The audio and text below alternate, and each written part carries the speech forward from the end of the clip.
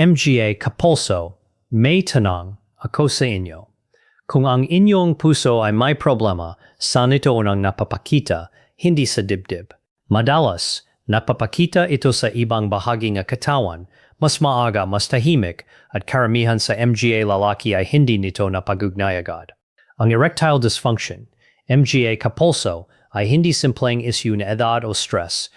Sa maraming kaso, ito ang unang warning sign na problema sa blood vessels, ang parehong problema na maaring humantong sa heart attack, pagkalipas ni 3 hanggang 5 taon. Kayo si Dr. Miguel Santos, at ngayon pag-usapan natin ito ng tapat, walang shortcut, walang miracle drink.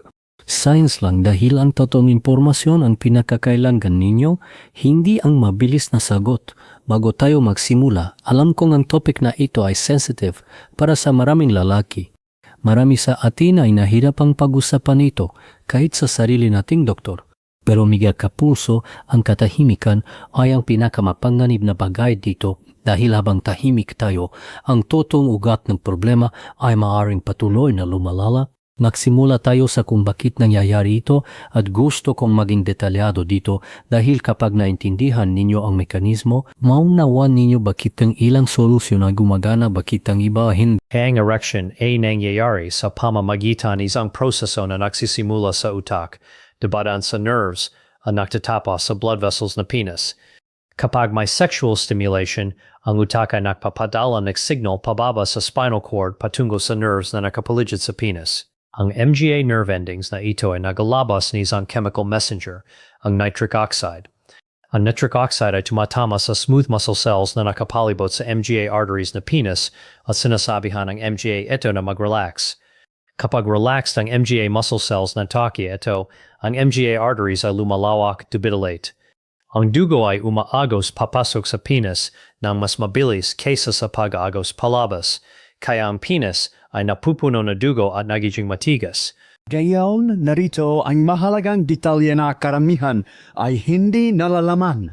Ang prosesong ito, ang kakayahan blood vessels na dilate ng mayos bilang tugon sa nitric oxide, ay tinatawag na endothelial function. Ang endothelium ay ang manipis na lining sa loob ng inyong blood vessels sa lahat ng blood vessels sa katawan, hindi lang sa penis. At narito ang punto na talagang importante. Ang endothelial function ay eksaktong parehong proseso na nasisira ng matas na blood pressure, matas na cholesterol, smoking, diabetes, at obesity. Ang MGA risk factors na ito ay unti-unting sinisira ang lining ng inyong blood vessels sa buong katawan. Gayon, bakit ang penis? Sa partikular, ang sagot ay nasa size. Magyayo arteries na nagadalalang dugo sa penis ay may diameter na halos 1 hanggang 2 millimeters lamang. Mas maliit kaysa sa coronary arteries na nagadalalang dugo sa puso na may diameter na halos 3 hanggang 4 na millimeters. Isipin ninyo ito tulad, ang isang tubo na nagiging makitid dahil sa buildup na plaque sa loob nito. Sa isang malaking tubo, ang maliit na buildup ay hindi masyadong naramdaman. Pero sa isang maliit na tubo, ang parehong dami na buildup ay maaring agad na makitid ang daluyan. Ayan ang nangyayari sa MGA blood vessels na penis. Dahil mas maliit ang MGA ito, sila ang unang naapektuhan kapag nagsimula na manero ang inyong arteries sa buong katawan. Bago man maramdaman ninyo ang anumang sintomas sa puso, ito ay naka-document ng malina sa medical literature, MGA Kapulso. Isang malaking pag-aaral na nai-publish sa Journal of the American College of Cardiology ay sumunod sa libu-libong lalaki sa loob na maraming taon at natuklasan na ang MGA lalaking nagkaroon na erectile dysfunction nang walang ibang malina na dahilan ay may pabuluhang mas mataas na panganib. MGA 1.5 hanggang 2 beses na mas mataas na makaroon na cardiovascular events tulad na heart attack o stroke pakalipas na 3 hanggang 5 taon kumpara sa MGA lalaking walang ED. Ito ang dahilan kung bakit sinasabi ng MGA cardiologist na ang ED ay maaring canary in the coal mine, ang unang babala bago man dumating ang mas malaking problema. Ang average na time frame sa MGA pag-aral ay 3 hanggang 5 taon sa pagitan ng pagsisimula ng ED symptoms at isang cardiovascular event.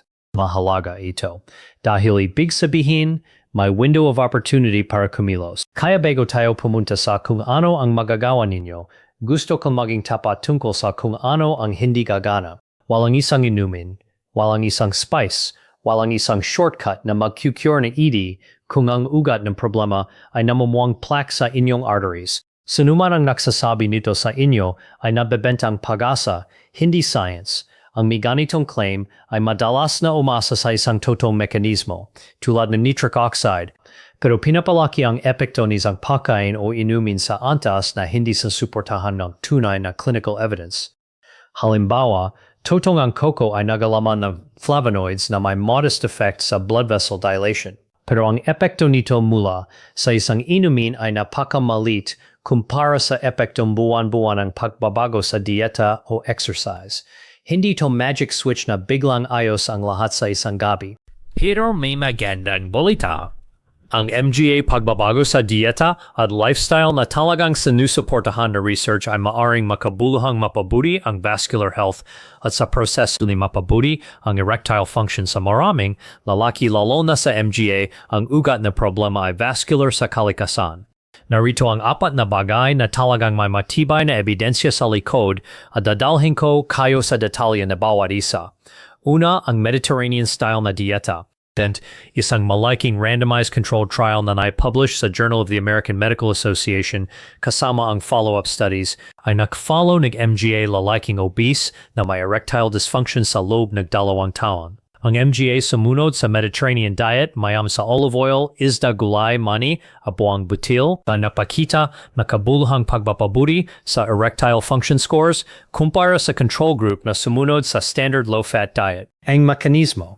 Ang dietang ito ay nagpapabuti na endothelial function sa pamamagitan ng pagbabawas na oxidative stress at inflammation sa blood vessels. Ang olive oil, halimbawa, ay puno ng monounsaturated fats na nagpapabuti nitric oxide availability. Ang magulay at prutas ay nagdadala ng antioxidants na nagpaprotekta sa endothelium mula sa pinsala. Para sa ating bilang MGA Pilipino, hindi natin kailangan sundan ng eksakto ang Mediterranean diet. Ang prinsipyo ay ang importante. Dagdagan ang sariwang gulay, isda, mani, at healthy fats tulad na olive oil o kahit niyog sa moderation at bawasan ang processed food, red meat, at refined carbohydrates. Pangalawa, regular na exercise, lalo na aerobic exercise, isang meta-analysis na sumasaklaw sa maraming randomized trials na nai-publish sa isang urology journal ay natuklasan na ang regular na moderate intensity exercise, halos 40 minuto, 4 na beses sa isang linggo, sa loob na 6 na buwan, ay napabuting erectile function scores sa MGA lalaking may ED na may kaugnayan sa cardiovascular risk factors. Ang exercise ay direktang napabuting ang blood vessel health sa buong katawan, kasama ang MGA blood vessels sa penis, sa pamamagitan ng pagpapatas ng nitric oxide production at pagpabuti ng endothelial function. Bukod pa riyan, ang exercise ay tumutulong sa weight management at ang excess visceral fat. Ang taba sa paligid ng kiyan ay isang independent risk factor para sa ED dahil ito ay nagpapalabas ng inflammatory markers na nagpapasama sa blood vessel health. Hindi kailangan gym membership para dito. Ang brisk walking, paglalakad ng mabilis sa loob na 30 hanggang 40 minuto, 4 na beses sa isang linggo, ay sapat na ayon sa MGA pag-aaral. Pangatlo, ang pag-control ng blood pressure at cholesterol. Kung mayroon kayong hypertension o mataas na cholesterol na hindi PA na control, ang pagtugon dito kasama ang inyong doktor ay maaring direktang mapabuti ang inyong erectile function dahil tinutugunan ninyo ang ugat ng problema, hindi lang ang sintomas. Isang mahalagang babala dito, MGA kapulso.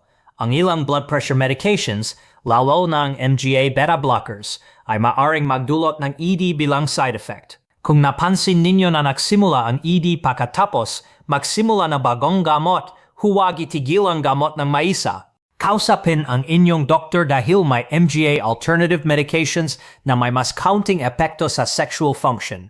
Pangapat, ang pagquit na smoking. Ang nicotine ay nagpapalit sa blood vessels at sinisira ang endothelial function sa paglipas ng panahon. Ang MGA pag-aral ay nagpakita ng makabuluhang pagpapabuti sa erectile function sa MGA lalaking na quit na smoking. Kahit na ang pagpapabuti ay umaabot ng ilang buwan dahil ang blood vessels ay kailangan na panahon para gumaling.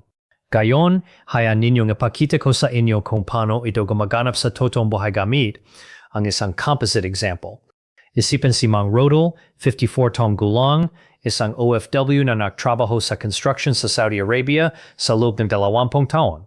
Si Mang Rodel ay nagsimulang makaranas ng erectile difficulties MGA 2 taon bago siya bumalik sa Pilipinas.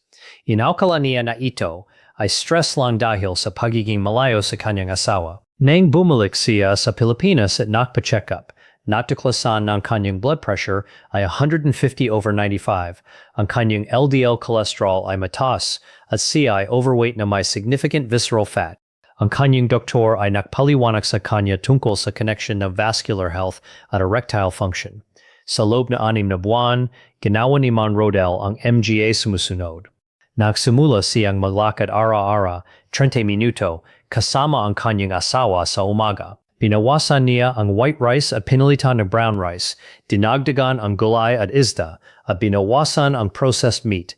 Ininom niya ang kanyang blood pressure medication ng regular kasama ang advice ng kanyang doktor. At huminto siya sa paniniwiligare, isang ugali na may 20 taon niya na. Sa kanyang follow-up check-up pagalipas na 6 na buwan, ang kanyang blood pressure ay nasa 128/82. Ang kanyang cholesterol ay nagpabuti at nawala ang halos 8 kilo. At gaya na inasahan na kanyang doktor, ang kanyang erectile function ay nagpabuti rin, hindi dahil sa anumang miracle drink, kundi dahil tinugunan niya ang aktwal na ugat ng problema. Ito ang punto ng buong video na ito, MGA kapulso. Walang shortcut na pumalit sa totoong gawain na pagpapabuti na vascular health. Pero ang gawain iyon ay tunay na nakakaapekto at hindi ito kailangan magastos o komplikado.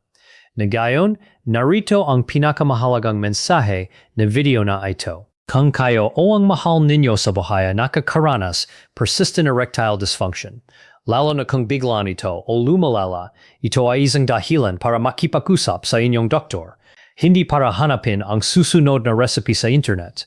Ang inyong doktor ay maaaring suriin kung may underlying cardiovascular issue, diabetes, hormonal imbalance, o medication side effect na nangangailangan tunay na medical attention. May ilang warning signs na nagsasabing kailangan ninyo agad na medical evaluation. Kung ang ED ay biglaan, nangyari sa loob ni ilang linggo o buwan kumpara sa unti-niyad nagpapalala. Kung kayo mito ay chest pain, shortness of breath, o pananakit ni dibdib habang exercise. Kung kayo ay may diabetes, hypertension, o family history na heart disease.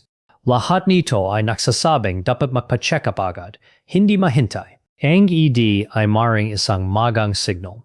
At ang pakikinig dito, sa halip na pagtakip nito gamit ang isang quick fix, ay maring magligtas ng buhay sa literal na pagkakatahil tinutugunan ninyo ang puso bago pan man ito makaroon ng malaking problema.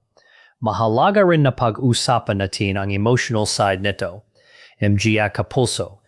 Alam kong para sa maraming lalaki, ang ED ay nagdadala na hiya, pakainis, kahit depression, pero gusto kong sabihin sa inyo, ito ay isang medical issue tulad na iba, hindi pakukulang sa pagkalalaki. Ang pakikipag-usap sa inyong doktor at kung kailangan sa inyong asawa ay isang tanda ng lakas, hindi kahinan. Kaya dalhin natin ang lahat sa tahanan, MGA kapulso. Una, ang erectile dysfunction ay madalas na nakakonekta sa vascular health, hindi simpleng issue na edad. Ito ay nangyayari dahil ang may blood vessels ng penis na pinakamaliit sa katawan ay madalas na unang naapektuhan ng plaque buildup bago pa man maramdaman ang sintomas sa puso. Pangalawa, and Mediterranean-style na dieta, regular na exercise, pag-control ng blood pressure at cholesterol, at pag-quit na smoking ay ang MGA bagay na talagang sinusuportahan na research, hindi ang MGA miracle drink o quick fixes na binibenta online. Pangatlo, ang pinaka-importanting hakbang ay makipag-usap sa inyong doktor, lalo na kung ito ay biglaan o lumalala. Dahil maaring ito ang unang babala ng inyong puso at may window of opportunity na 3 hanggang 5 taon para kumilos bago debuting ang mas malaking problema. Mahalagang sabihin, Mikapulso, na ang may impormasyong ibahagi ko na yon ay hindi kapalit na profesional na medical na payo. Kung nakakaranas kayo ng erectile dysfunction, Kumonsulta sa inyong doktor para malaman ang totoong ugat na problema. Huwag mahiya. Ang inyong kalusugan at ang kalusugan inyong puso ay mas mahalaga kaysa sa anumang awkward na pakiramdam sa konsultasyon. Kaya sabihin sa akin sa comments may tanong ba kayo tungkol sa connection na heart health at ibang bahaging katawan na hindi natin inasahan. Gusto kong malaman kung ano pa ang gustong matutunan ninyo at ipagpatuloy natin ang tapat na pag-usap tungkol sa MGA topic na madalas hindi pinag-usapan. Kung nakatulong ang video na ito, i-like mo, subscribe at i-hit ang bell button at i-share sa MGA kaibigan at pamilya na maaring makinabang sa tapat na impormasyong ito. Marami sa MGA lalaking nakikinig gayon ay maaring hindi pa nakukumbinsi na pumunta sa doktor. Ang inyong share ay maaring ang dahilan kung bakit sila pupunta. Ito si Dr. Miguel Santos. Ingat lagi ang inyong kalusugan, MGA Kapulso. Hanggang sa muli.